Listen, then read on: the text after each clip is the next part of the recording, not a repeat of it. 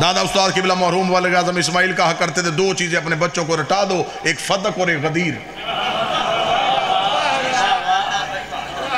پھر گھر گھر میں مناظر ہو جائے گا۔ بزرگوں کے ذہنوں میں مبلغ اعظم کی تصویر ہے، مبلغ اعظم مناظرہ کر رہے تھے، مناظرے کا موضوع تھا جنازہ رسول اور حق بطول۔ نبی کا جنازہ کس نے پڑھا ہے اور سیدہ کو حق کو کس نے محروم رکھا تھا؟ صبح سے لے کے شام تک مخالف میز میں مولوی بدلتے گئے، ادھر اکیلا مولانا اسماعیل، شام کے وقت ادھر سے ایک مولوی طلوع ہوا،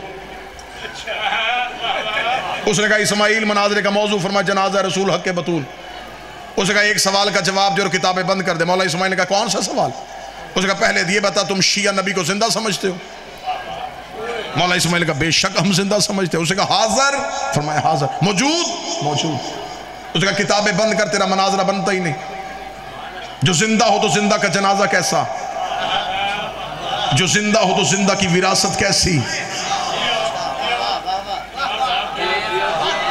یا تو نبی کو مردہ کہو پھر جنازے میں بحث کرو پھر وراثت میں بحث کرو۔ اگر نبی زندہ ہے تو زندہ کا نہ جنازہ ہوتا ہے نہ زندہ کی وراثت ہوتی ہے۔ جن بزرگوں کے ذہنوں میں مبلغ اعظم مولانا اسماعیل کی تصویر ہے، مجھے آج بھی آزاد ہے کہ میرے شہر میں وہ مرد قلندر سویا ہوا ہے جس نے نگر نگر زمانے کو سیدہ کا حق منوایا تھا۔ مبلغ اعظم نے اپنے شاگردوں سے کہا کتابیں بند کرو، صندوقوں میں واپس رکھو۔ مناظرہ ختم ہو گیا، مولوی اٹھ کے کھڑا ہو گیا۔ اس کا مولانا اسماعیل ایسے تو نہیں جانے دوں گا، مائک میں اعلان کر کے جا کہ تم مناظرہ ہار کے چلا گیا ہے۔ مولا اسماعیل اٹھے، مائک میں کھڑے ہو گئے، کہنے لگے اللہ نے ابھی تک وہ ماں ہی پیدا نہیں کی جس کے بطن سے ایسا بچہ پیدا ہو جائے جو مولوی اسماعیل کو ہرا کے چلا جائے۔ اس کا میرے سوال کا جواب دے کے جا۔ اس کا تو نے سوال کیا ہے کہ زندہ کا جنازہ نہیں ہوتا، زندہ کا ورثہ نہیں ہوتا، ایک بات تو بھی مان، زندہ کا خلیفہ بھی کوئی نہیں ہوتا۔ خلاف تے تو واپس کر۔ سوال جو آج کے دور میں آج کل چل رہا کہ اگر فتق حق تھا سیدہ کا تو مولا امیر المومنین نے اپنے دور حکومت میں کیوں نہیں دیا؟ یہ وہ سوال ہے جو سوشل میڈیا پہ ان دنوں میں اتنا گردش کر رہا ہے۔ میری قوم کے بچے اس سوال کے جواب کی تلاش میں ہے کہ اس کا جواب کیا، لہذا میں چاہوں گا کہ میں ممبر سے اس جواب کا حق ادا کروں۔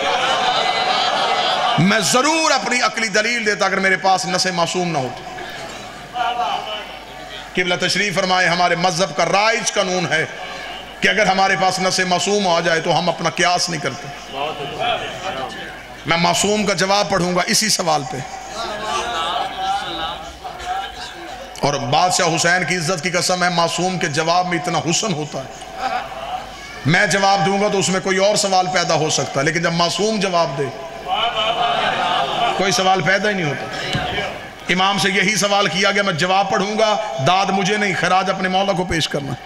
مولا سے پوچھا گیا مولا جب امیر المومنین کا دور تھا تو فتق واپس کیوں نہیں کیا گیا؟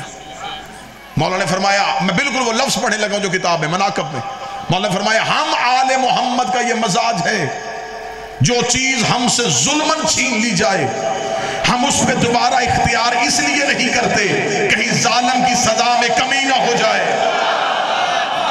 جسے جواب اچھا لگا ہے وہ ہاتھ اٹھنا چاہیے تھا۔ جو چیز ہم سے ظلمن چھین لی جائے ہم دوبارہ اس پہ اختیار اس لیے نہیں کرتے کہیں ظالم کی سزا میں کمی نہ ہو۔ رسول نے مکہ چھوڑا، سنی کتابوں میں لکھا ہے۔ رسول کا آبائی گھر جس میں رسالت مآب رہتے تھے جو جناب عبداللہ اور جناب عبد المطلب کا گھر تھا، جب رسالت مآب نے مکہ چھوڑا تو ابو لہب نے اس گھر پہ قبضہ کر لیا۔ جب رسول مدینہ سے فتح مکہ پہ واپس پلٹے صحابہ نے کہا یا رسول اپنے گھر نہیں جائیں گے؟ فرمایا نہیں، جس نے قبضہ کیا ہے میں اس کی لعنت کے سلسلے کو نہیں روکنا چاہتا۔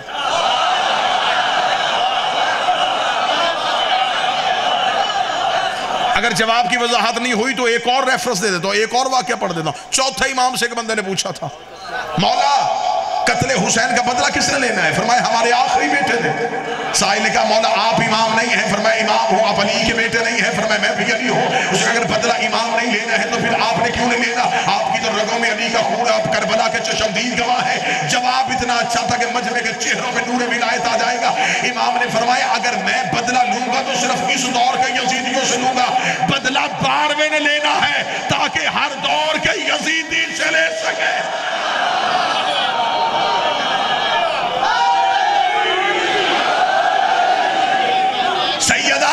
मुकदमे पे अगली कानूनी गलती। ये तारीख इंसानियत का, अपनी नौइयत का पहला केस था। जिसके खिलाफ मुकदमा था वही जज था।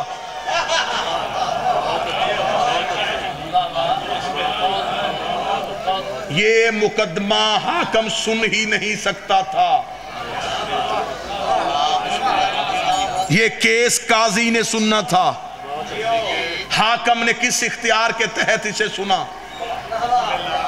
क्योंकि उसमें वो खुद फरीक था।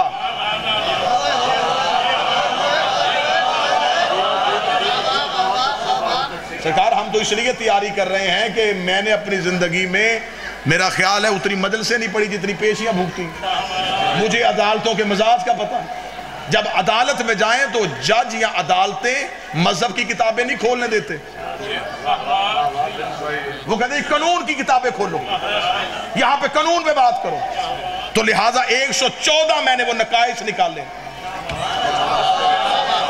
कि अगर कभी हमें बुलाया जाए और हमें कहा जाए कि मजहब की किताबें बंद करो, तो हम पाकिस्तान का कानून सामने रख के भी साबित कर सकते हैं कि ज़हरा कल भी हक में थी, आज भी हक में। जिसके खिलाफ मुकदमा था उसने केस को कैसे सुना और पहली पेशी में फैसला कैसे हो गया? हाकिम ने यह कह के फदक वापस लिया था कि इसमें उम्मत का हक है, तो हाकिम ने बाद में उम्मत को दिया क्यों नहीं? 7 हिजरी को यह जगीर यहूदियों से नबी को मिली थी, 4 साल नबी के पास रही। अगर इसमें उम्मत का हक था तो नबी ने क्यों नहीं दिया? क्या कहने सैयदा तेरा मुकदमा लड़ने के, बीबी से गवाह मांगे तो बीबी ने गवाह भी ऐसे पेश किए। बीबी ने अली को बतौर गवाह पेश किया, हाकिम ने अली की गवाही झुटला दी। बीबी के पास गवाहों की कमी नहीं थी। बीबी के पास पहलू में सलमान खड़ा था, बीबी ने सलमान की गवाही नहीं लिखवाई। बीबी ने किसी और सहाबी की गवाही नहीं लिखवाई। बीबी तूने सिर्फ अली की गवाही क्यों लिखवाई? फरमाया मैं तारीख में लिखवाना चाहती हूँ कि मैंने अली पेश किया था, इसने अली की गवाही को झुटला दिया ताकि मुअर्रख लिख दे कि इसने अली की गवाही को नहीं माना। फिर बाद में मेरी शिया कौम के मातमी खड़े होकर इनके गिरबान में हाथ डाल के पूछे कि नबी की हदीस है कि अली कुरान है, अली कुरान है, अली कुरान है। तूने दरबार में अली को नहीं झुटलाया, तूने कुरान को झुटलाया।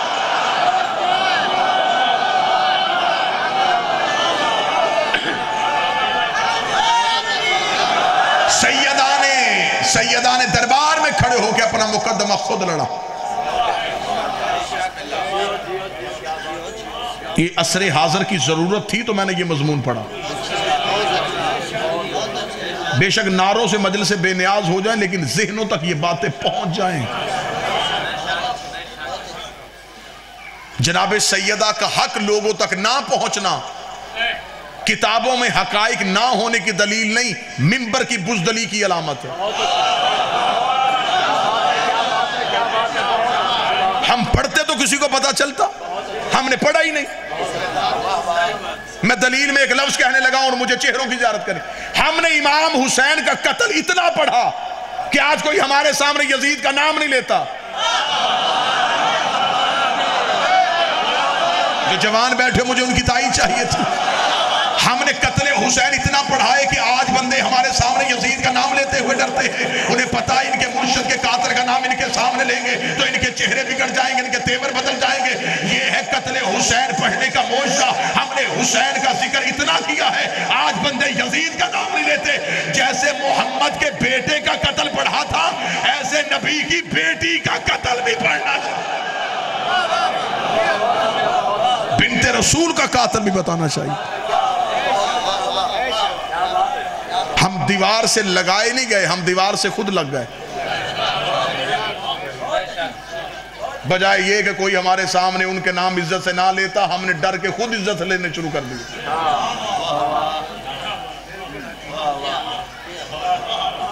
जिंदगी उतनी ही चाहिए जितनी सैयदा की वकालत में गुजरे।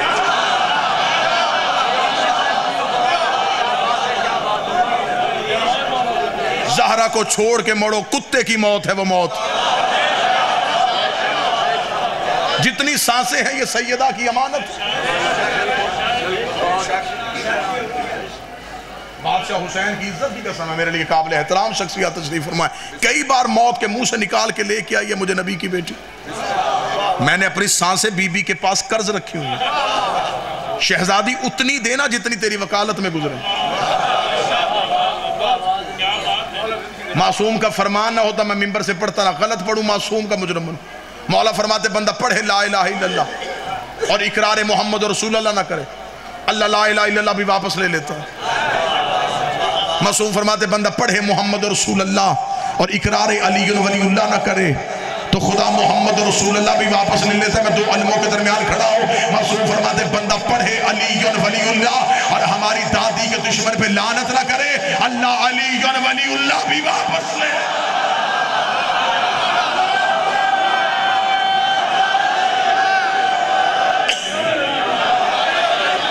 بسم اللہ. ایمان کا اعزاز پانے کے لیے اپنی روحوں کو جہنم سے بچانے کے لیے آسمان حق کے زہرا پر تبرہ کیجئے. یہ تو پہلی شرط ہے جنت میں جانے کی.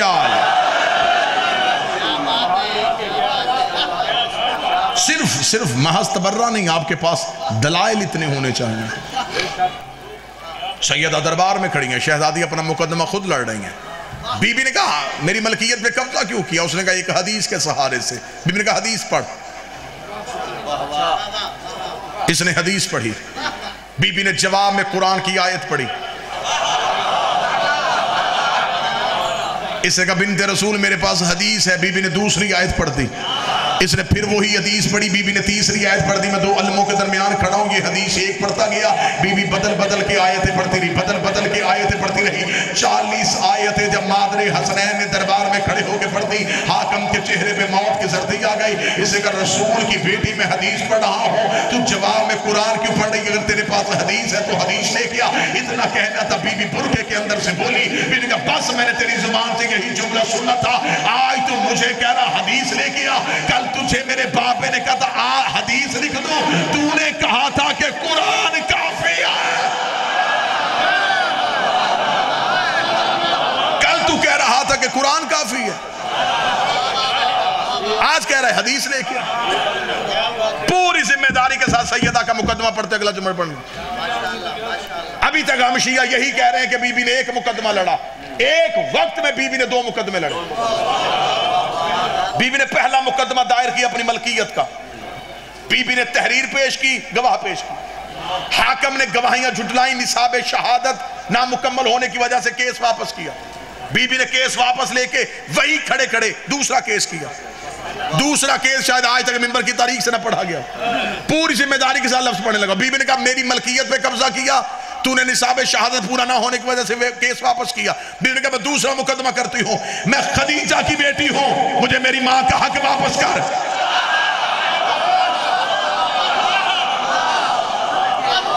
اسلام مکروز ہے میری ماں کا.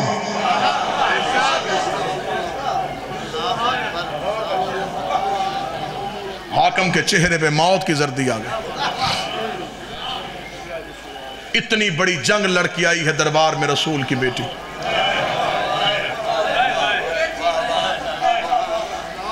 کسی جنگ نے منافق کو اتنا نقصان نہیں پہنچایا جتنا سیدہ کے 4 گھنٹے دربار میں خطبے نے پہنچا.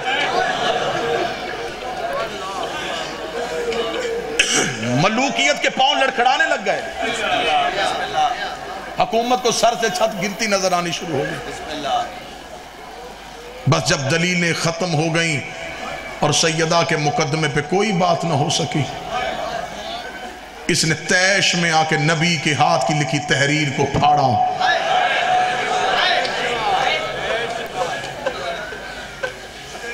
کوئی سنی میرا بھائی بیٹھا ہو، میں نے تمہارے سامنے حقائق پڑھے، حقیقت پسند بندہ ہوں، ممبر پہ منافقت کا قائل میں ہوں ہی نہیں.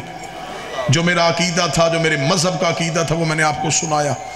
میرے سنی بھائی بیٹھے مجھے سر پہ قرآن رکھ کے بتاؤ، زمانہ جاہلیت میں بیٹیاں دفن ہوتی تھی، بیٹی کا احترام کس نے سکھایا؟ بیٹی کو باعزت باپ کے گھر سے رخصت کس نے کروایا؟ نبی نے. بیٹی کو باپ کی جگیر سے حق کس نے دلوایا؟ نبی نے. اب رات کو تاریکی میں بستر پہ لیٹ کے سوچنا جس نے کائنات کی ہر بیٹی کو حق دلوایا تھا اس کی اپنی بیٹی حق سے محرومہ چلی گئی۔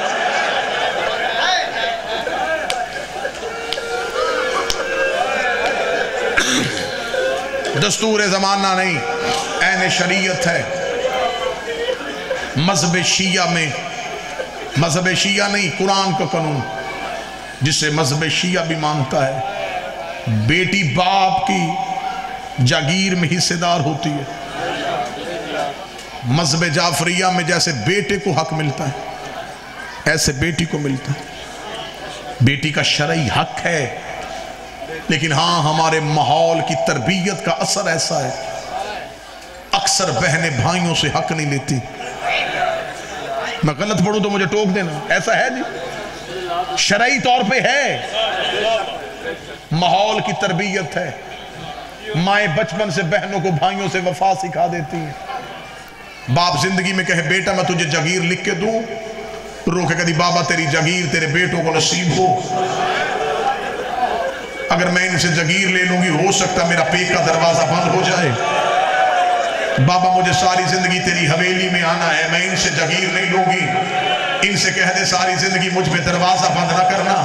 میں نے اپنی آنکھوں سے منظر دیکھا ہے، اس علاقے میں ریت پہ بیٹھ کے رونے والی قوم اکثر بہنیں عدالت میں بھائیوں کو جاگیر کے کاغذوں پہ دستخط کرتی ہے، کرنے کے بعد کاغذ بھائی کے حوالے کر کے بھائی کا ماتھا چوم کے کہتی ہے تو نے مانگا نہیں تھا، میں نے مرضی سے لیا ہے، تو نے مسلط نہیں کیا تھا، میری محبت ہے، اللہ یہ جاگیر تیری نسلوں کو نصیب ہو۔ ایک احسان تو نے مجھ پہ کرنا ہے، کفن میرا تو نے لے کے آنا ہے، کفن مجھے میرے پے کے گھر سے آنا چاہیے۔ ہائے نبی کی بیٹیوں، تمہارا مقدر ہے، نہ مسلمان جاگیر دے رہے تھے، نہ زہرا کی بیٹیوں کا کفن بے کی نگریوں سے۔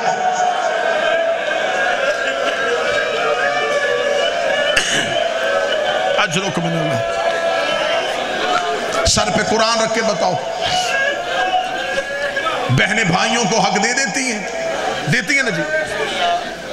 اب جتنے سادات اور ماجد بیٹھے ان سے یہ ہاتھ باندھ کے سوال کرنے لگا، ایک بار حاکم کہہ دیتا بی بی ہمیں چاہیے، بی بی یہ جاگیر ہماری ضرورت ہے، کریمہ ماں کی بیٹی تھی، سخی باپ کی بیٹی تھی، دوسری بار کہتی کچھ نہ وہی کی وہی دے کے آ جاتی۔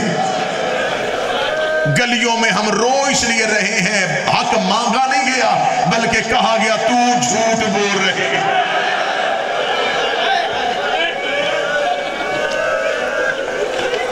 کوئی سنی میرا بھائی بیٹھا ہو، عزتدار لوگ ہو، ڈیرے دار لوگ بیٹھے، تمہارے فیصلے ڈیروں پہ ہو جاتے ہیں، بندے ڈیروں پہ کھڑے کر کے چوروں کی قسمیں مان لیتے، بندے کہتے اس نے قرآن پہ قسم دے دی مانو، جھوٹی دی ہے یہ جانے اور قرآن جانے۔ مجھے شیعہ نہ سمجھ مسلمان سمجھ، ذاکر نہ سمجھ مسافر سمجھ، ویڈیو کیمرہ بن رہا ہے، پوری دنیا میں مجلس دیکھی جا رہی ہے، جہاں جہاں کوئی سنی بھائی بیٹھے، میں تمہارے یقین کے اضافے کے لیے تاکہ میں قیامت والے دن نبی کی بیٹی کے سامنے سرخرو ہو جاؤں، بی بی میں نے نگر نگر جا کے قسمیں کھا کھا کے تیرا حق پڑا تھا۔ سنی بھائیوں کے اطمینان کے لیے کہتا مجھے اللہ کی ربوبیت کی قسم، مجھے نبی کی رسالت کی قسم، مجھے علی کی ولایت کی قسم، مجھے خاتون کے حق کی قسم، مجھے حسن کے کفن کی قسم، مجھے حسین کے لہو کی قسم، یہ دی ہے میں نے سنی بھائیوں تمہارے لیے قسمیں۔ اب میں بددعا دے دیتا ہوں اگر میں غلط پڑھوں، نبی امت میں سے نہ اٹھائے، علی نوکروں میں سے نہ اٹھائے، حسین ماتمے میں سے نہ اٹھائے، میرا شمار قیامت والے دن یہودیوں کے ساتھ ہو۔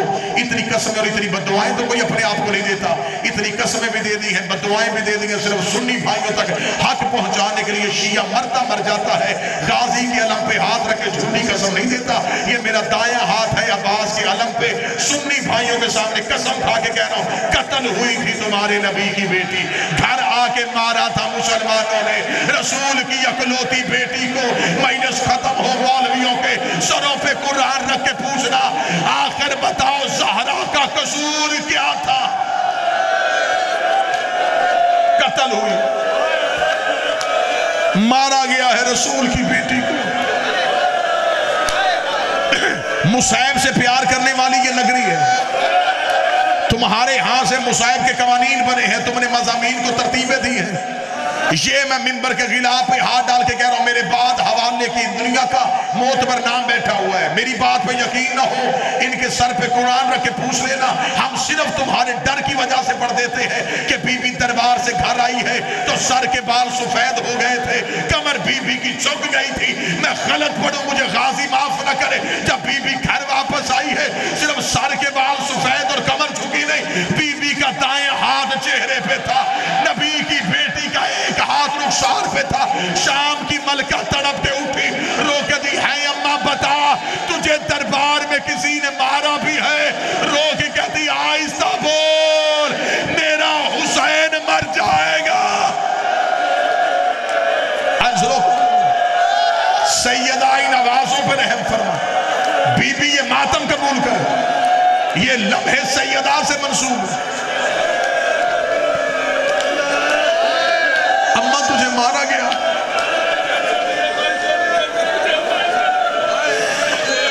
او میری زندگی قربان, رسول کی بیٹی تیری عزت پہ جو آنکھیں برس گئی ہیں, بی بی یہ آنسو قبول کرے.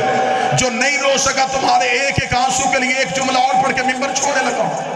مجھے اس منبر کی قسم ہے, آدھے سے زیادہ زخم بطول نے علی کو بھی نہیں بتائے.